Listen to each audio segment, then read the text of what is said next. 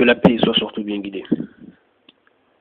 Ceci est une sorte de mise au point. Suite à ce que j'ai entendu à la radio sur RMC, les grandes gueules. L'invité, c'était Mohamed Bajrafil. Mohamed Bajrafil, je n'ai pas besoin de le présenter. Je crois que beaucoup de gens le connaissent. Déjà, comprenez une chose, le malheur de beaucoup de gens,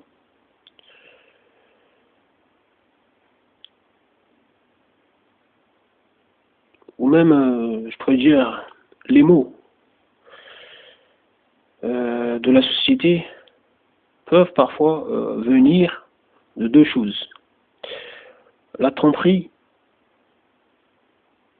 et l'ignorance. La tromperie et l'ignorance. Bien sûr, je ne dis pas que Mohamed Bajrafil est un ignorant, non, pas du tout. Nous savons tous que, du moins, ceux qui ont eu l'occasion de suivre ces interventions, nous savons tous que bon, c'est quelqu'un qui est cultivé. Vous comprenez? Mais bon, ce n'est pas parce qu'on est cultivé qu'on ne peut pas être, qu'on ne peut pas égarer les gens. Vous comprenez? On peut être cultivé et égarer les gens. S'égarer soi-même et égarer les autres. Ça, c'est clair et net. Les marchands du temple n'étaient pas des ignorants. Il faut bien se le rappeler.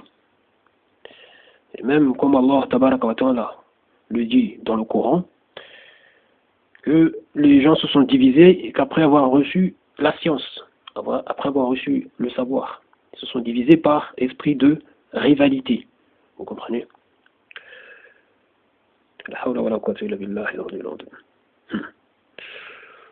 Chacun crée son petit groupe, sa secte, se borne, s'aveugle de ce qui est.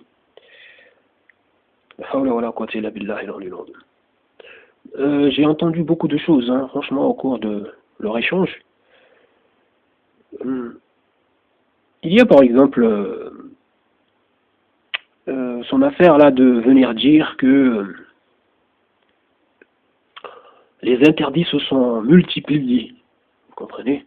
Qu'aujourd'hui on a plus d'interdits que il y a cela des siècles. Qu'à l'époque il y avait des savants qui avaient prélevé, en fait, qui avaient dénombré 13 interdits. Et aujourd'hui on en est à 400. Bon, cela c'est d'après lui, mais bon, je ne sais pas d'où il tient tous ces chiffres. Bon, mais bon, comme je vous l'ai dit, c'est pas quelqu'un qui ignore, ça c'est bon. Je ne veux pas discuter sur ce point-là. Mais je voudrais juste vous faire remarquer une chose, que il n'y a rien de surprenant là-dedans. Qu'aujourd'hui on en soit à 400 ou même à 1000, je n'en sais rien. Vous comprenez? Il n'y a rien de surprenant. Parce que quand même, il ne faut pas être débile pour comprendre que par exemple, il y a des choses qui seront classées dans les interdits, par exemple, par le simple fait du contexte. Vous comprenez? Et par analogie. À l'époque du messager d'Allah, sallallahu alayhi wa sallam, il n'y avait pas de l'héroïne, par exemple. Vous comprenez? Ce genre de drogue. Il n'y avait pas ça. Et pourtant, cette chose se trouve parmi les interdits. Vous comprenez? Aujourd'hui, on va mettre cette chose parmi les interdits. Et cela, donc, par analogie. Vous comprenez? Donc, il faut que cette personne-là, Mohamed Bajrafil, arrête de prendre les gens pour des imbéciles. Vous comprenez? La hawla wa la quwwata illa billahi al-aliyyil azim. La hawla wa la quwwata illa billahi al-aliyyil azim. Donc, et aussi, il aime bien parler de son jardin. Son jardin. Il regarde, voilà, son jardin. Et pour lui, voilà, on peut tirer plusieurs conclusions à travers juste ce fait-là. Vous comprenez? Mais bon, là, en fait, quand tu dis ça, bon, c'est par rapport aussi au contexte, de dire qu'il faut faire attention. Lorsqu'on lit une chose, par exemple, dans le Coran, euh, on peut tirer plusieurs conclusions. Vous comprenez? En tenant compte justement du contexte. Mais Mohamed Bajrafil, Allah subhanahu wa ta'ala est clair dans son livre, quand il nous dit que, bien sûr, il y a des versets dont on peut tirer plusieurs interprétations. Après, il y a des versets que lui seul connaît le sens, vous comprenez? Donc, là, tu n'apprends rien à personne, vous comprenez? Du moins, aux gens qui ont lu le Coran, vous comprenez? Donc, mais encore une fois, on ne tire pas n'importe quelle conclusion quand même, vous comprenez? Lorsqu'on regarde une chose. Et en plus, tu sais bien que une phrase, les mots qui sont utilisés dedans ne peuvent qu'être, je dirais, compris que dans leur contexte. Je dis le contexte de la phrase. Et là, c'est sans parler aussi du contexte de là où cette phrase a été prononcée.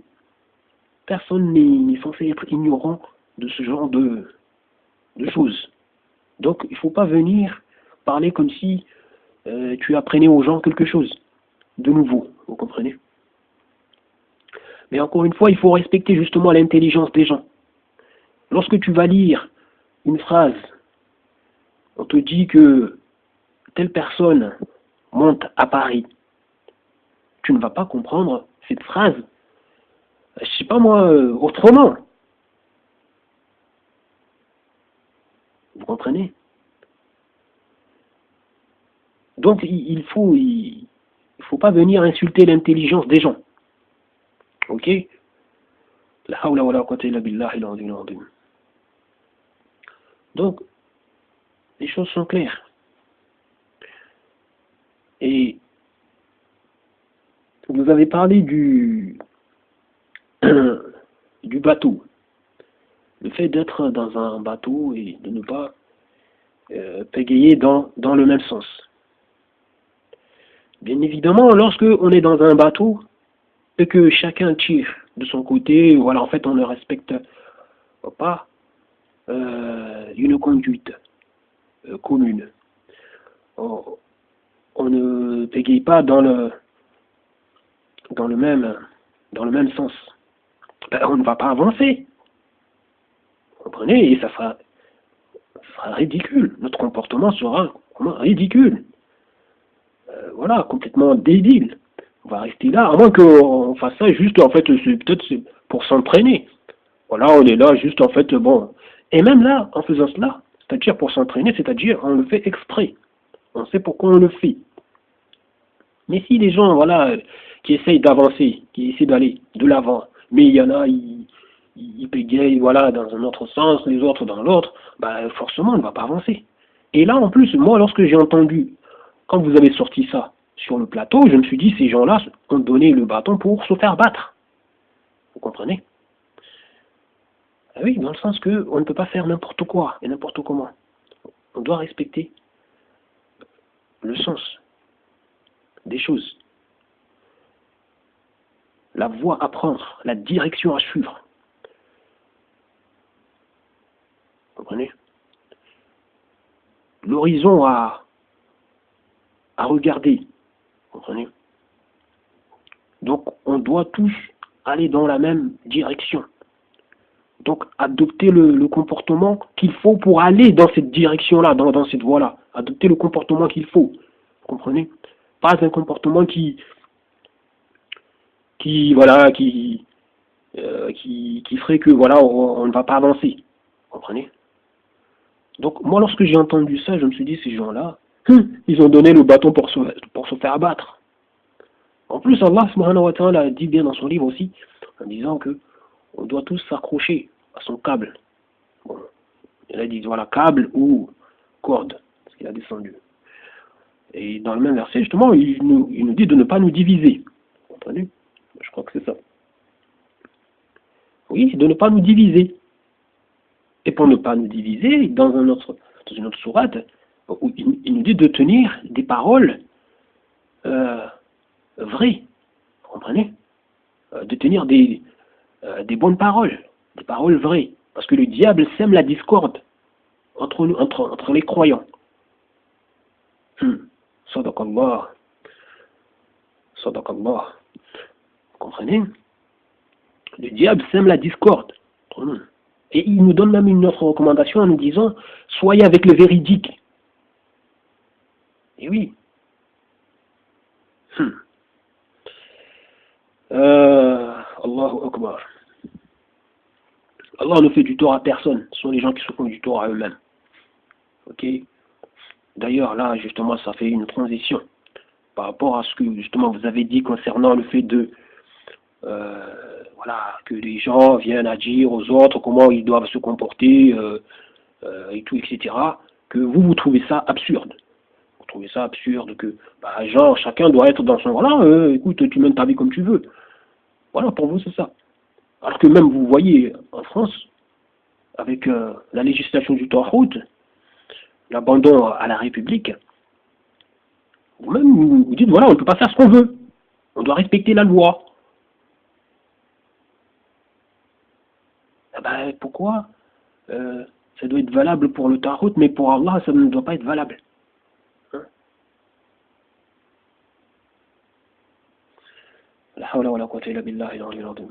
Donc, Mohamed Bajrafil, en venant là, en soutenant ces gens dans leur position, parce que tu les as soutenus,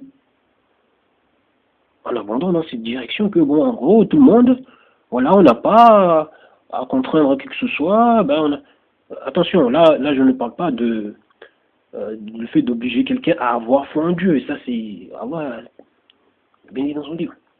Et oui, c'est Allah qui guide, vous comprenez? Et aussi, on ne guide pas qui on aime, vous comprenez? C'est Allah, il guide qui il veut, il égare qui il veut, vous comprenez? Voilà, on ne peut pas dire à une personne croit en Dieu.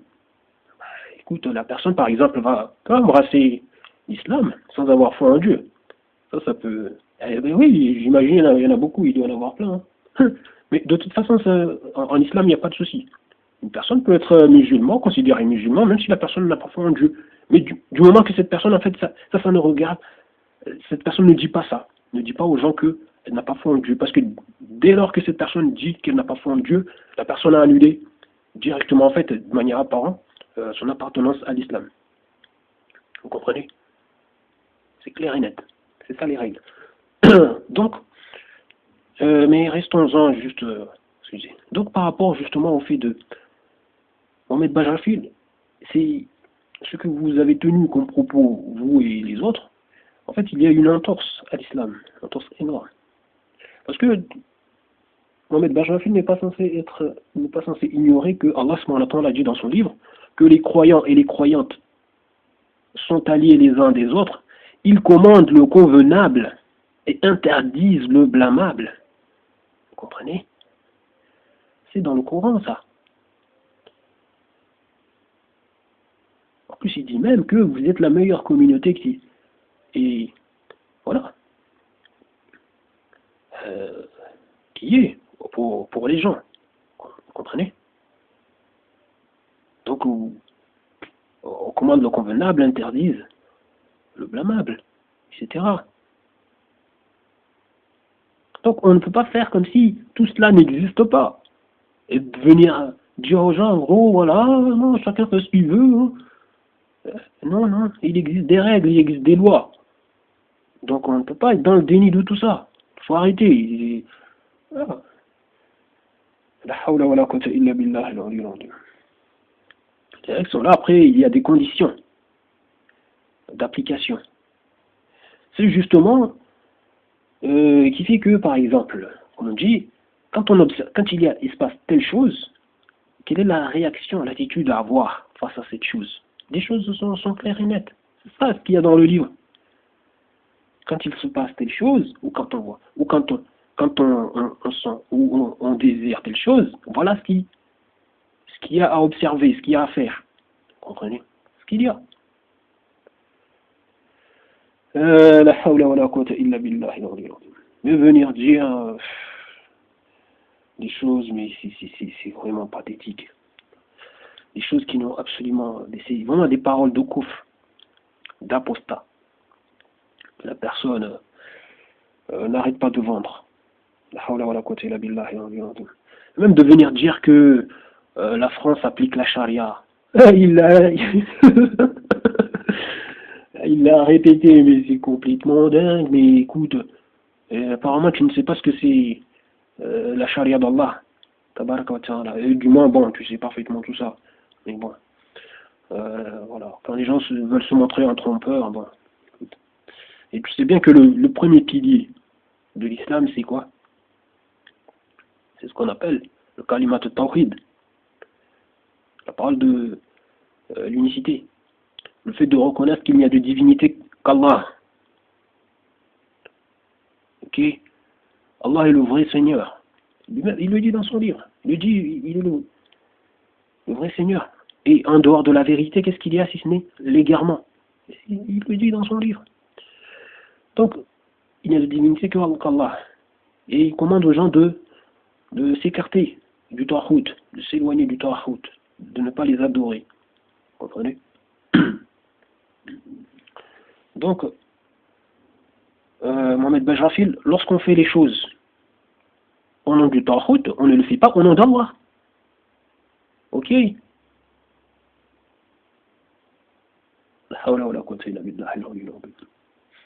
Lorsqu'on fait les choses au nom du tawhid, lorsqu'on suit le tawhid, on ne suit pas Allah tabaraka wa ta'ala. Même si il y a chez le tawhid des éléments qui ressemblent à ce que Allah subhanahu wa ta'ala commande. Mais ça ne veut pas dire qu'on suit Allah subhanahu wa ta'ala. Allah a bien dit dans son livre que les gens qui connaîtront, on va dire, la perte évidente, ce sont les gens qui croyaient faire le bien ici-bas. Par exemple, voilà, des gens qui font de l'humanitaire, qui donnent à manger aux pauvres, ceci. Mais ils ont nié les enseignements d'Allah. Ils les ont rejetés. Ce sont ces gens-là qui seront dans une perte évidente, en fait énorme. Vous comprenez? Ils pensaient faire le bien. Et oui. Parce que le fait de nier les commandements, les enseignements d'Allah, tabaraka wa ta'ala, c'est être de ceux qui participent à la corruption. C'est tout. Et à l'injustice, à l'égard d'Allah, tabaraka wa ta'ala. Et à l'égard, voilà, des gens, de manière générale, dans le sens que des gens ne font pas appliquer la justice et l'équité. Donc, il faut faire attention.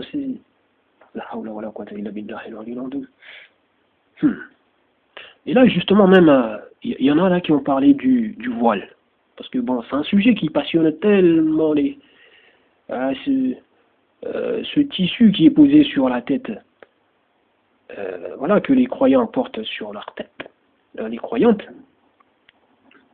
posent sur leur tête, se couvrent. Ça constipe des gens, ça rend des gens hystériques, malades. Donc, on a demandé à Mohamed Bajrafil, est-ce qu'on peut être une bonne musulmane sans porter le voile? La hawla wa la quwwata illa billah. Et lui, à partir, voilà, à aller dans ces histoires de, ouais, à hiérarchiser, ouais, mais le mensonge est plus grave que c'est patati patata. C'est pas ce qu'on t'a demandé. Ben, en plus, je dis, oui, on peut être une bonne musulmane sans porter. C'est de la bêtise de dire ça, c'est de la bêtise. N'importe quoi. Vous croyez qu'on peut être un bon musulman, une bonne musulmane lorsqu'on passe son temps à désobéir à Allah subhanahu wa ta'ala? Ah non, on n'est pas un bon musulman ni une bonne musulmane lorsqu'on passe son temps à désobéir à Allah subhanahu wa ta'ala. On finit même par être voilà, un apostat. Et oui, à la fin. Après, tout dépend des, des annulatifs, mais il y a des choses à force de, voilà, finit par être reconnu comme une personne qui est dans le déni, qui renie les commandements d'Allah tabaraka wa ta'ala. Bon, quoi qu'il en soit, non, mais il faut franchement, ça ne sert à rien de mentir aux gens. Vous comprenez, ça ne sert à rien parce que tôt ou tard, comme on t'a dit, bon, du moins comme on le sait, la vérité finit par triompher. Donc ça ne sert à rien. Le mensonge, c'est quelque chose qui, voilà, c'est quelque chose qui apparaît, qui disparaît, vous comprenez, c'est quelque chose qui, c'est juste une tromperie. Le mensonge est une illusion. Donc, faut arrêter de... Donc, lorsqu'on passe son temps à désobéir à Allah subhanahu wa ta'ala, même sur des petites choses, des toutes petites choses, ah ben, on passe son temps à désobéir, on est obéi, on est désobéissant à Allah. Voilà, on obéit au shaitan et à ses propres pulsions négatives. La hawla wa la quwwata illa billahi al-'aliyyil 'azim. Non, c'est complètement dingue de voir des gens qui viennent là, qui se disent, voilà, qui ont été à l'école, qui sont intelligents par études, venir faire preuve de, non, mais des, je sais pas, d'une médiocrité, mais affligeante. Et il y en a même un là, justement, qui, parce que j'allais peut-être oublier, là, qui a parlé des ablutions, en fait, dans un regard plutôt, genre, voir là-dedans une sorte de toc. Mais c'est complètement bête. C'est complètement bête. Mais encore une fois, si l'ignorance, c'est complètement... Mais bon, il y en a, ils passent leur temps à cultiver leur ignorance. En même temps, ils veulent émettre des jugements, ils veulent juger des choses. Des choses dont, voilà, les personnes ne s'intéressent même pas à ces choses-là. Par exemple, elles voient telle chose. Ah, les musulmans font ça. Ah, à chaque fois que vous allez faire la prière, vous faites les ablutions. Par exemple, on leur dit, lorsqu'on va faire la prière, il faut faire les ablutions. Il faut se purifier d'abord. Ah, donc, euh, vous priez 5 fois par jour. Donc, à chaque fois donc, que vous allez faire la prière, tout le temps, voilà, il faut que vous fassiez les ablutions. C'est pas ridicule, ça, hein? Écoutez, il faut arrêter les conneries. Vous comprenez? La purification, encore une fois, c'est quelque chose qui est maîtrisé, c'est quelque chose, voilà. Les ablutions, voilà, c'est quelque chose qui est maîtrisé, c'est rationnel. Vous comprenez? C'est rationalisé. Bon. Donc, il faut comprendre que, donc, avant de faire la prière, on doit être en état de purification. On doit être purifié. Vous comprenez? En plus, bon, déjà, on peut même se dire que, comprendre que ce que nous faisons, c'est juste une miséricorde de Dieu. Vous comprenez? De sa part. Mais, pouvons-nous être vraiment purs, voilà, devant, voilà, la pureté de Dieu? C'est juste une miséricorde. Voilà, de sa part, voilà, de nous accepter avec ça. Il a établi les choses comme ça. Vous comprenez? De toute façon, il dit dans son livre que il nous a créés faibles, de toute façon. Vous comprenez? Et de toute façon, la force, on doit la chercher auprès de lui. Hein. Donc c'est si on, voilà, on doit utiliser l'eau, voilà, à notre disposition, tout ça pour nous purifier, même lorsqu'on n'a pas, on ne trouve pas d'eau, bon, il y a d'autres choses à faire, par exemple le tayammum. Vous comprenez, par exemple, utiliser de la terre qui n'a pas été souillée, vous comprenez, etc. Bon, tout ça, vous comprenez bien que. Donc, restons sur, justement, par rapport à cette histoire de toc. Lorsqu'on on a fait les ablutions, on est en état de purification, on va faire la prière, on a fini la prière. Et après, par exemple, il n'y a rien qui est venu justement annuler cet état de purification, annuler les ablutions. Ah ben, si euh, l'heure de la prière, on va dire qui suit celle qui s'est voilà, déjà accomplie, par exemple la prière suivante, ah ben, si l'heure de la prière arrive, qu'on est encore en état de purification, il n'y a pas besoin de faire les ablutions. Voilà, c'est comme ça. Vous comprenez? Par exemple, on peut faire les ablutions avant d'aller lire le Coran, par exemple. Chose comme ça. Donc, il faut arrêter. Chercher à apprendre.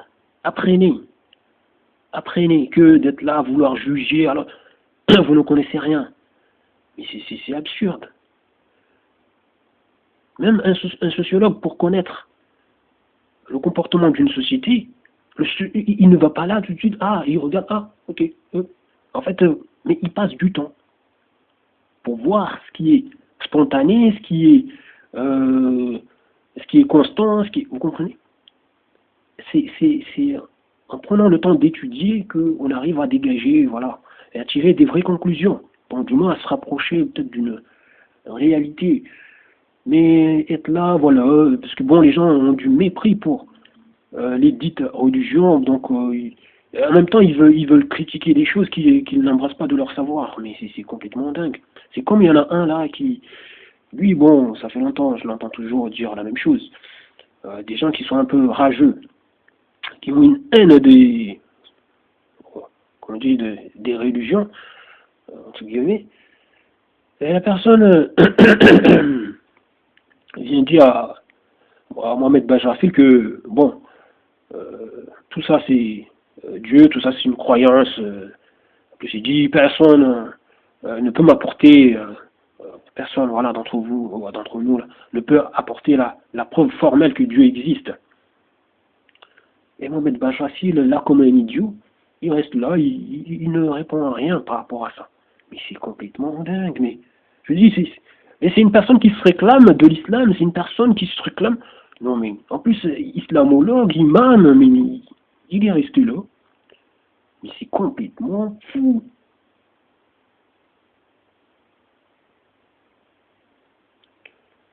En plus, c'est ces gens qui disent là, qui disent ça, ah, personne apportera, ne peut apporter une preuve formelle, etc. Mais ces gens-là, ce sont les premiers à fuir. Ils ne veulent rien entendre. Vous comprenez? Ils disent vouloir telle chose, mais en réalité, c'est faux. Parce que lorsqu'on leur dit, écoutez, tu veux une preuve? Ah ben, voilà-en. Ah non, non, non, ça fuit. Ça tourne le dos, ça ne veut rien savoir. Et ça ne cherche même pas à savoir. Allah lui dit dans son livre, dans la sourate 6, au verset 4. Ces gens-là, en fait, bon, ceux-là même ceux qui voient par exemple les signes, ils tournent le dos. Il y en a, ils tournent le dos. Justement, c'est ces gens qui ont choisi d'être des mécréants. Ils tournent le dos à tout ça. Mais que dire de ceux qui ne vont même pas regarder, en fait, qui ne réfléchissent même pas, et qui s'autorisent même à dire que voilà, il n'y a pas de preuve. C'est de la mauvaise foi, de la malhonnêteté intellectuelle. Vous comprenez? Et Mohamed Bajrafil qui se réclame imam, qui se réclame islamologue, théologien, je sais pas quoi, la personne est. Mais attends, mais oh, Allah il a dit son livre est une preuve évidente. Vous voulez quoi? Si ce qu'il y a autour de nous, nous-mêmes, notre état, notre être et ce qui nous entoure, ne suffit pas aux gens comme preuve pour comprendre l'existence, que Dieu est. Il n'y a même pas de débat là-dessus. Bah, Allah nous fait miséricorde en descendant son livre, comme preuve évidente. Mais pour cela aussi, il faut le lire, il faut l'étudier, il ne faut pas le lire avec mépris, parce que lorsque tu le lis avec mépris, forcément, Allah subhanahu wa ta'ala va t'éloigner de, voilà, de ce qu'il y a dedans. Et oui, c'est tout à fait normal. Allah n'est pas injuste. Hum. Comme il a dit, voilà, les gens, voilà, il va sceller leur cœur. Ils ne vont pas comprendre ce qu'il y a dedans. Il ne faut rien comprendre. Mais bon, ils ne vont pas se gêner pour venir critiquer. La hawla wa la quwwata illa billahi al-azim. Et ça dit vouloir une preuve formelle, mais en réalité, ça passe son temps à fuir. Ça ne veut pas. En plus, la personne est allée jusqu'à dire que ouais, les gens, en gros, dans les banlieues, tous ces jeunes n'ont pas besoin de... En fait, la première chose que ils ont besoin, c'est plutôt un CDI. Hein? Mais n'importe quoi. Mais l'islam n'empêche pas une personne de travailler. Bon sang, il faut arrêter la bêtise. L'islam n'empêche personne, Dieu n'empêche personne de travailler. Ok?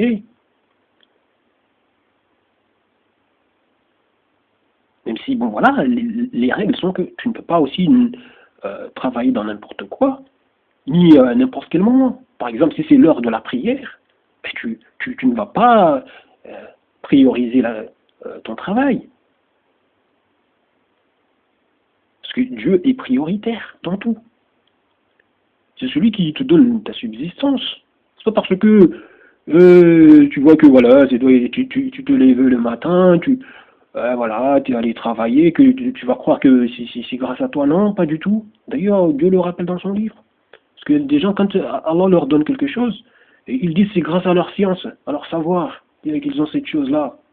Non, c'est Dieu qui t'a permis d'avoir ça, c'est lui qui te l'a donné. Et tu rendras compte. Que la chose soit licite ou illicite. Si tu as demandé quelque chose d'illicite, on te donne quelque chose d'illicite, tu rendras compte. Si tu as demandé quelque chose de licite, on t'a donné quelque chose de licite, tu rendras compte. Et si on te met voilà, devant une tentation et tu prends cette tentation, ben tu rendras compte. C'est tout. La hawla wa la quwwata illa billahi al-'aliyyil 'azim. Les choses sont d'une évidence, vous comprenez? C'est Allah qui te donne la force de te lever. Ok? C'est lui qui a décrété un terme, ta vie, tout ça. Ok? Lorsque, par exemple, une personne d'entre les humains te donne quelque chose, bien sûr, tu vas dire, par exemple, une bonne chose, par exemple, et tu vas dire à cette personne merci. Mais en premier lieu, au fond de toi, celui que tu dois louer, c'est Dieu. Vous comprenez? Voilà. La hawla wa la quwwata illa billahi al-'aliyyil 'azim. Donc, rien n'empêche. Dieu n'empêche personne de travailler. Vous comprenez?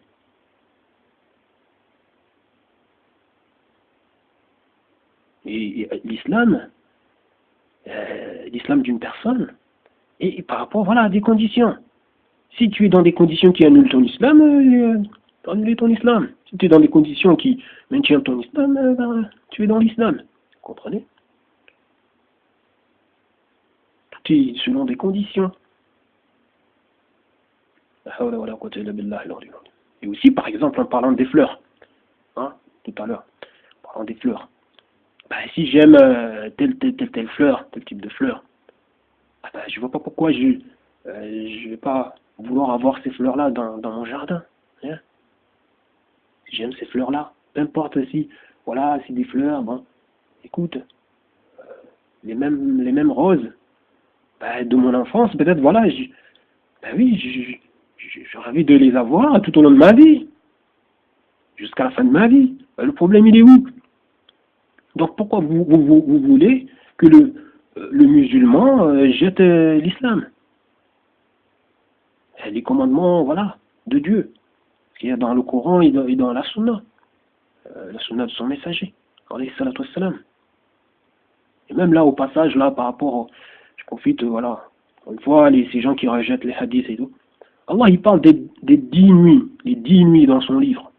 Ces 10 nuits-là, encore une fois, ce n'est pas dans la Torah que vous allez les trouver, ok, ni dans l'évangile, ok, ni dans, je ne sais pas moi, dans le code civil, le code pénal. de la République, ok, c'est dans les hadiths. Donc on va vous donner ces explications. Donc arrêtez vos idioties. Bon, revenons plutôt, voilà, qui fut là de... De toute façon, même cette affaire des 10 nuits là, que Allah parle dans son livre, j'avais déjà parlé de ça, je crois, déjà bien longtemps. Bon, bref. Donc, encore une fois, bon, je vous dis franchement, il faut arrêter la bêtise. Et oui, par rapport justement à l'affaire israélo-palestinienne, palestinienne, peu importe. Euh, Mohamed Bajafil de venir dire qu'il ne faut pas, il faut veiller à ne pas importer.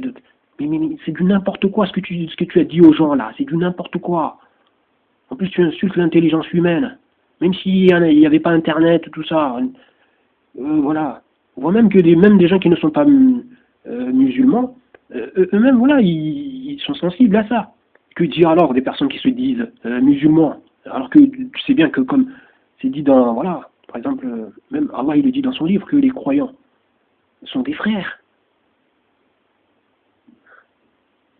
Et dans les hadiths, on nous dit que les croyants forment un corps.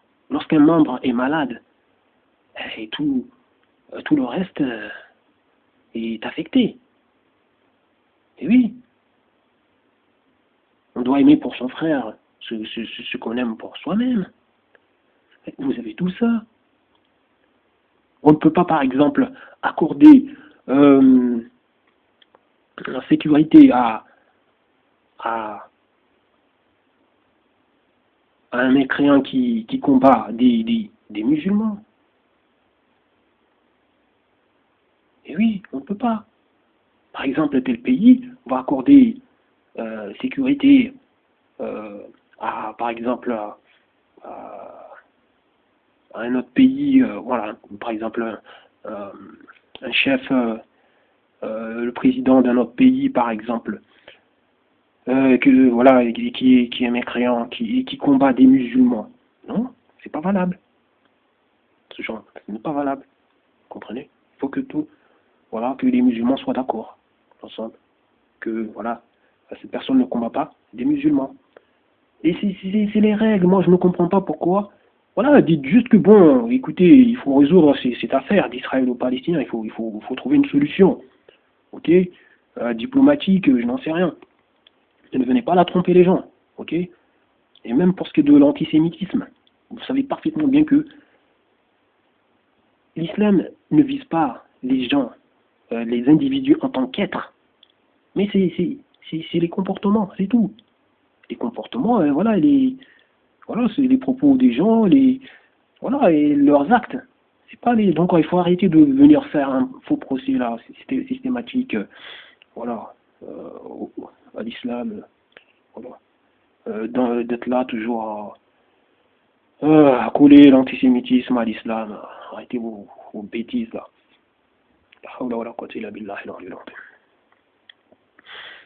Non mais c'est complètement fou, mais subhanallah. Mais les gens, voilà, ils sont là à venir avec des livres, toujours à égarer les gens, dire des conneries.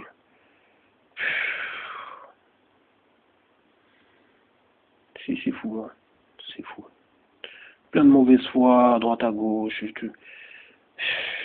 La hawla wa la quwwata illa billahi al-aliyyil azim. C'est fatigant, wallah, c'est fatigant. C'est fatigant de... subhanallah. Bon.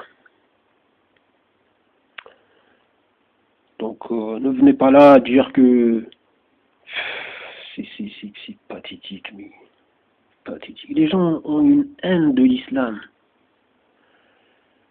En plus, d'ailleurs, en parlant par rapport aux croyants et tout, et la réaction qu'ils doivent avoir lorsque d'autres sont en souffrance, sont opprimés. Ben, Allah le dit dans son livre. Qu'est-ce que vous avez à ne pas justement porter secours voilà, à des gens qui sont opprimés, qui sont... Hein, à ne pas les combattre pour la cause, voilà. Il y a tout ça. Et les gens viennent là raconter des salades, au micro et devant les caméras, mais c'est complètement dingue. Mais qu'est-ce que cela vous apporte? Ça ne sert à rien de mentir. En plus, devant des choses comme ça, les textes sont là, et tout, ça ne sert à rien de mentir. En plus, tôt ou tard, la vérité finit par triompher. Donc, ça ne sert à rien. Euh, c'est complètement dingue. Même si la vérité elle est portée par une personne, mais tôt ou tard, même si cette personne vient à mourir, mais la vérité est là. Parce que de toute façon, dans l'absolu, c'est Dieu qui est la vérité. Et ça, je n'arrête pas de le dire, en espérant que les gens arrivent à comprendre un peu le sens de ça. Vous comprenez? Dieu est la vérité. Ça fait partie de ses noms et attributs. Allah tabaraka ta'ala s'appelle la vérité aussi. Il s'appelle la vérité. Al-Haq. Donc, ok. Donc, la hawla wa la quwwata illa billah. La vérité finit par triompher. Ok. Donc, on nous dit de chercher la vérité. Ben oui. L'être humain là, voilà, pour chercher Dieu. C'est la face qui mérite d'être recherchée avec insistance. Ça, je ne cesse de le rappeler. Allah me pardonne de même que moi. La hawla wa la quwwata illa billah. Bon, je vous remercie du temps que vous avez pris pour sur ça. En plus, bon, j'ai fait quand même une quarantaine de minutes. C'est beaucoup, quand même. Je vous dis salam.